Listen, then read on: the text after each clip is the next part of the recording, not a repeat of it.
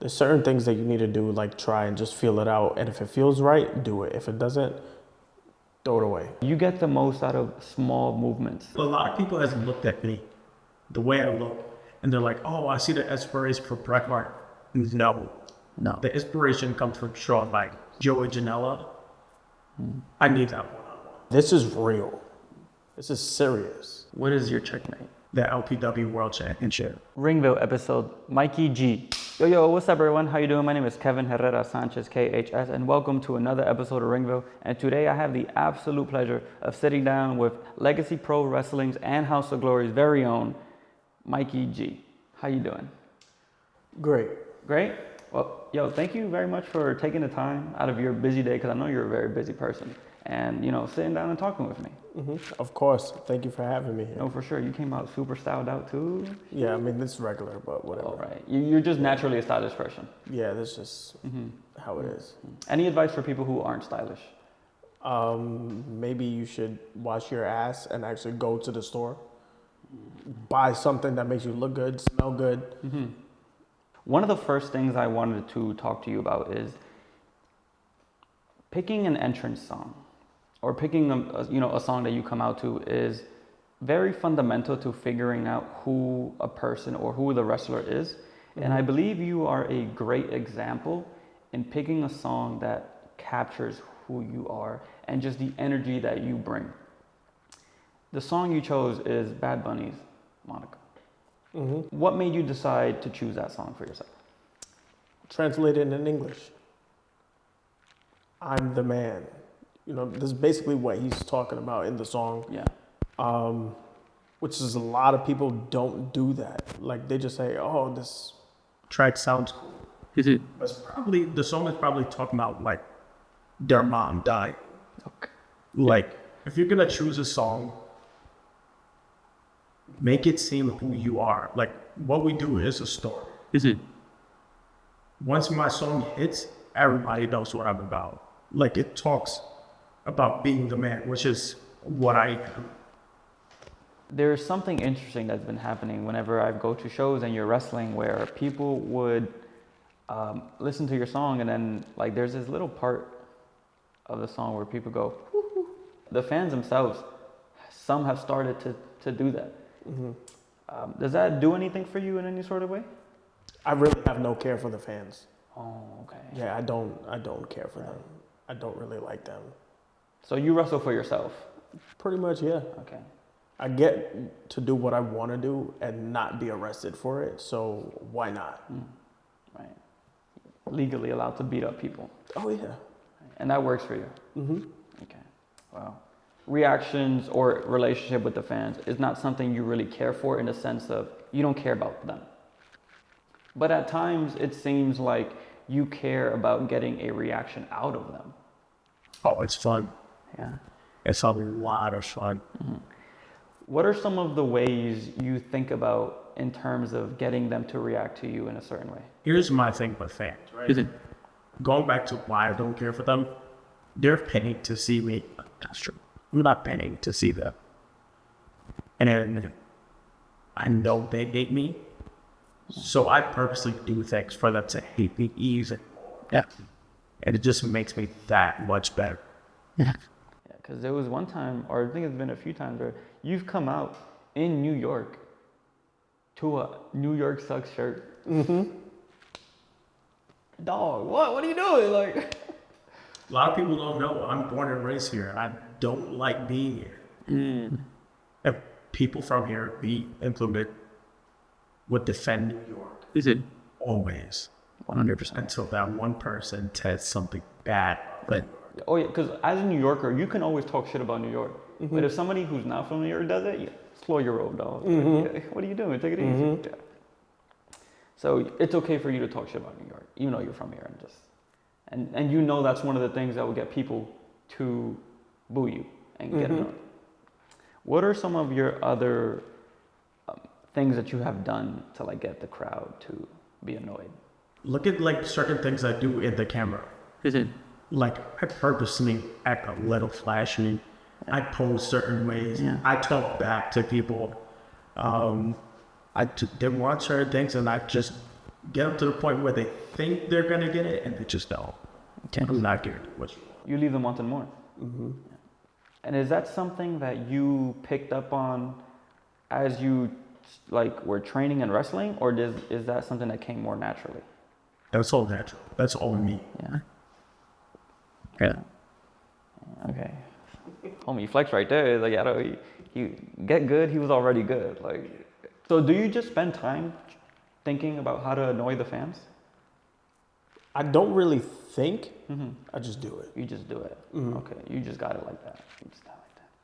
Because there is a certain aspect to you when, you know, your music hits, you come out. There is this sort of like coolness, or like, I think the word right now is like R, right? But before, people would say, oh, they have that it factor. Mm-hmm. And there's something about you where it's like, oh, this dude right here, he kind of gets it. There is a big energy to you where it's like, you understand the character aspect of professional wrestling. And it's fascinating to me because at times it doesn't seem like you do too much. It's like you get the most out of small movements, Mm-hmm. or a small look at certain ways, or like doing like, I don't want to say basic moves in the ring, but you make the most out of certain moves. How did you approach that? Well, you got to think about it. If you have a job to be done, speaking to wrestlers here, If you have a job to be done, you need to understand that description and do it. Not just do it because, yeah, I got a cool costume. It's Halloween, we're cosplaying. No, this is real. This is serious. We're all planning on making it to the same place and living the life that we dreamt to live. Yeah. So actually do it, you know? Yeah.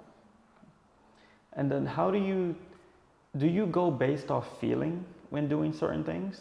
I guess so. I guess so. There's certain things that you need to do, like try and just feel it out. And if it feels right, do it. If it doesn't, throw it away. What are some of those times where maybe you've done something and it hasn't felt right? Oh, it hasn't come up. Because I'm him. you bet 100. Yeah. Yeah. That's fair. Yeah. Nothing but threes here, right? In terms of like doing certain like moves in the ring, I also believe that you are someone who isn't the cleanest in the ring, but I don't mean that like in a disrespectful way. I also don't mean that in a rude way, because I think you're incredible, but I just want to throw that out there first. But what I mean is in the sense of, it always looks like you're trying to win. In that sense of like urgency, who are some of the people that you studied or watched tapes of to kind of get your style? I would say a lot of Shawn Michaels, Triple H, Ric Flair. for going older, I would say Harley Race, Bruiser Brody, Randy Orton, Is it even Jeff Hardy. real? Yeah. You know what? Let's talk about that for a second. The first name I mentioned was Shawn Michaels. A lot of people hasn't looked at me the way I look, and they're like, "Oh, I see the inspiration for Bret Hart." No, No. the inspiration comes from Shawn Michaels, Really? because when he threw Marty Jannetty through the glass, he was wearing the leather jacket, and he continued wearing that. Yeah. And that just showed really who he was, and which is why I style a little bit more similar. to Okay. So the leather jacket is more of like a show of respect to Shawn. Yes, it is also a play on like my favorite movie, which is The Lost Boys. Oh, okay. So I get it from them as well. So how do you figure out like the rest of your look? Because the glasses too fire. What kind of glasses are those? A lot of pit vipers, Yeah. a lot of pit vipers, Oakleys. I just thought it was cool. But right now I'm wearing it, I'm trying to get a match that I want Okay. somewhere down the line. Yeah. If you ever see this, Joey Janela, I need that one-on-one. It needs to happen. So, okay, so that's your inspiration from Shawn Michaels. Well, how about some of the other names in terms of getting your in-ring style? What do you take from them?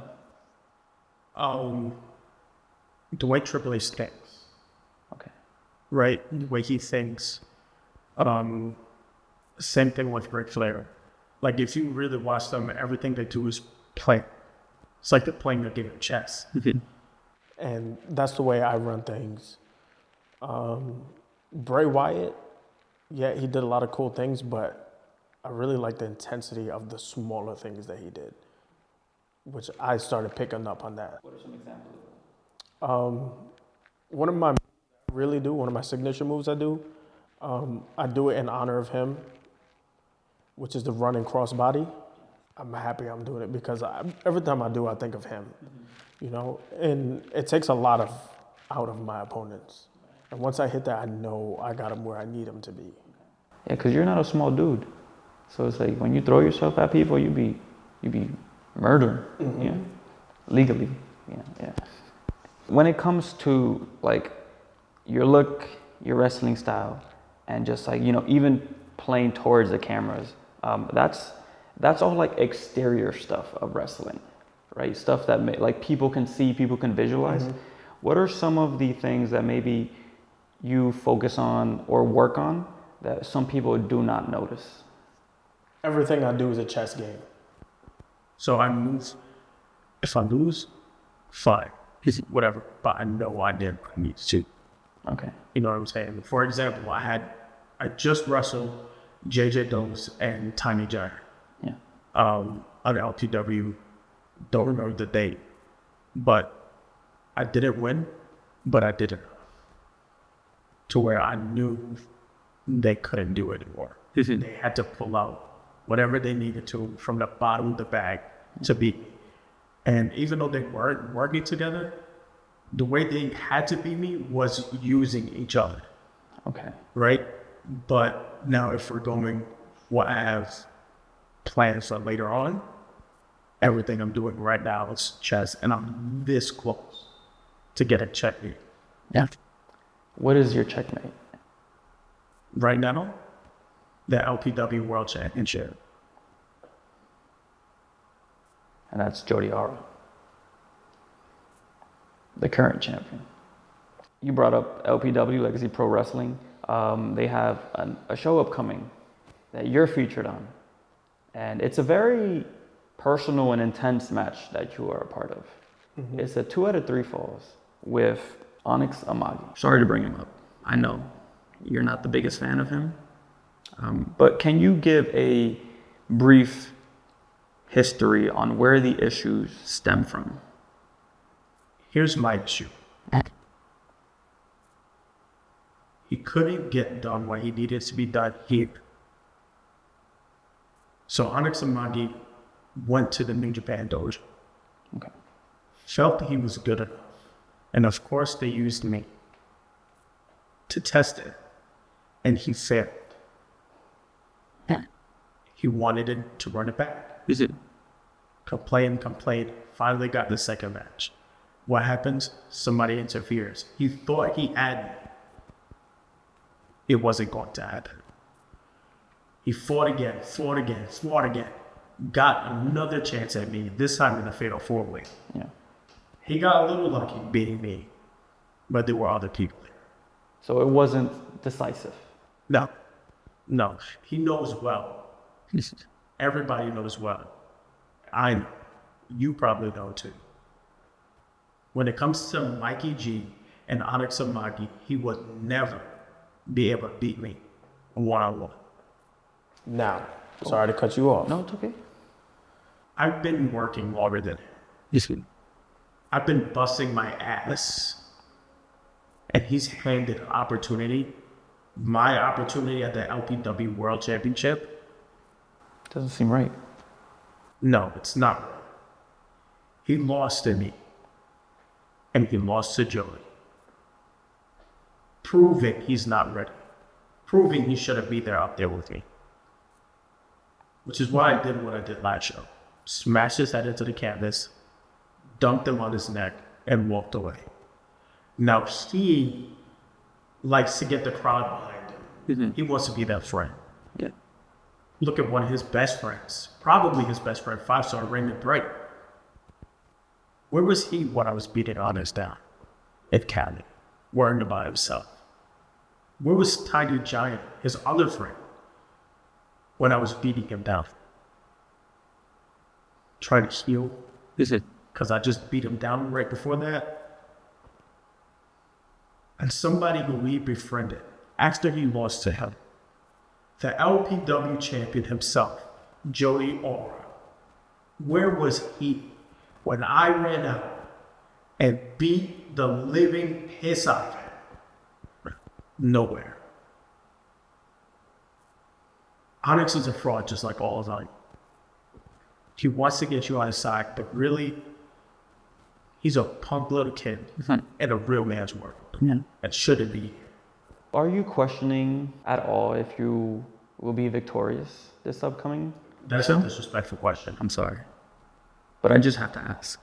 Questioning is honestly crazy. I know I'm gonna win it. His fans know I'm gonna win.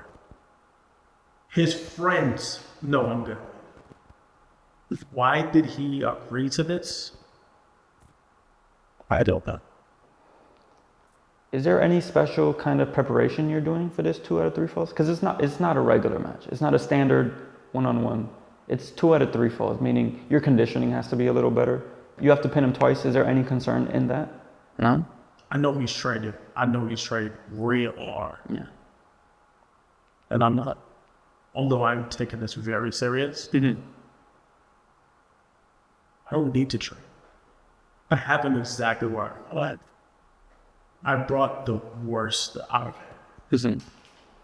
So I know August 15th at an LPW Inferno, he's not going to be a happy-go-lucky wannabe anime character, Onyx Amagi.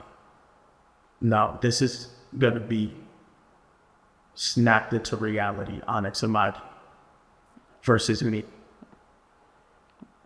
There's no chance of him winning. Would there be a sense of proving people wrong if he fails again? I shouldn't have to prove anything to anybody. They know. Everybody knows. When it comes to Micke G and Onyx Amagi, Mikee always wins. Mikey's always on top. Pause. Always on top. But sorry to bring it up. I know it's something you don't really like to talk about. You're visibly annoyed. So we can move on. You wrestled at Mike Santana's Puerto Rican weekend earlier this year. What was that like for you? That right there, if fans go back and watch that, I was off my game. I bought into the hype. I should have been smarter. I was overly excited to be there. Okay. Because it is a once-in-a-lifetime opportunity. Not a lot of people got to do that. A lot of those were taken. But it was something where I needed to be. And I think from that, my name has built itself even stronger, which I'm grateful for. Yeah. But going back and looking at it, if I could do it over again, I probably wouldn't buy into Mike Santana's hype. I won't buy into the New York run-up to him. The thousands of people that were there. Yeah, did. And you said it went to your head. It went to my head. Yeah, I got too excited about it. If you go back and watch it, once my entrance started, the commentators were like, with a bus in the New York scene. That's just a taste of who I am. Okay. And not a lot of people have seen it yet, but they will. Right. You have been training with House of Glory and LPW for some years now. And what has your time been there? My time was very on and off. Started a while back.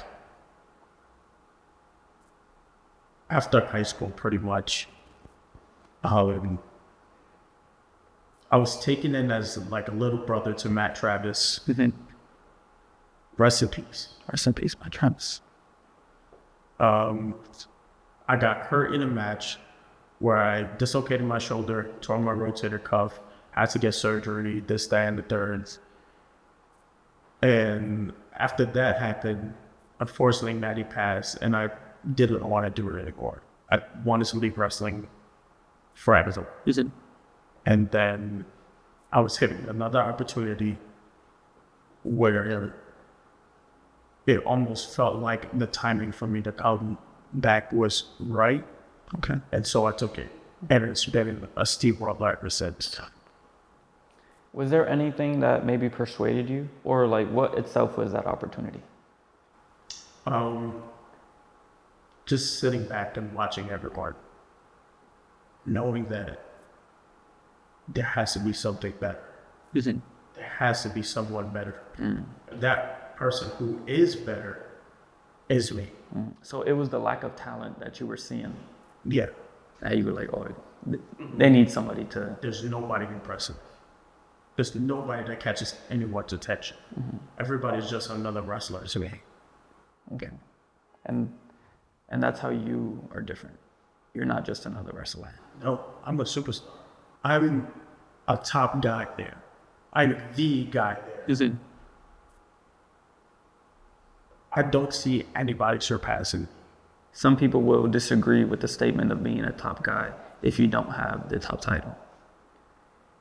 Again, it's all a chess match. Everything that I have played is going in my favor. And the ending will be me as champion. Whether that's August 15th, whether that's the week after, the day after, next year, it's going to happen. There's not one doubt in my mind that I will be chair. I look forward to seeing how you go about this chess game that you're playing. You should. Thanks. Because you do seem like a very intelligent, intellectual person who does plan ahead.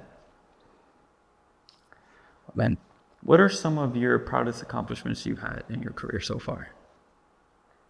Every show I'm on, it seems that I have stolen it.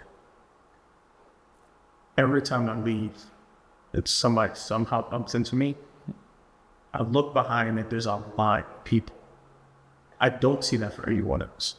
Okay. No matter where that's, I'm up in Connecticut, if I'm in New Jersey, if I'm here in New York, Florida, wherever I travel to and I'm wrestling, everybody else on that card is in trouble. That's my biggest accomplishment. Man, well, thank you very much for taking the time to sit down with me. I appreciate you. And anything you would like to plug to the cameras? LPW Inferno, August 15th. Onyx Amagi will leave as a changed man.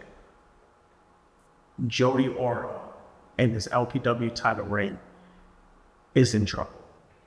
Well, everyone, thank you very much for watching. If you want to follow him, all of his social medias will be in the description below. And yeah, man, thank you very much once again. Appreciate you. Thank you for having me. Of course. Until next time, everyone. We out.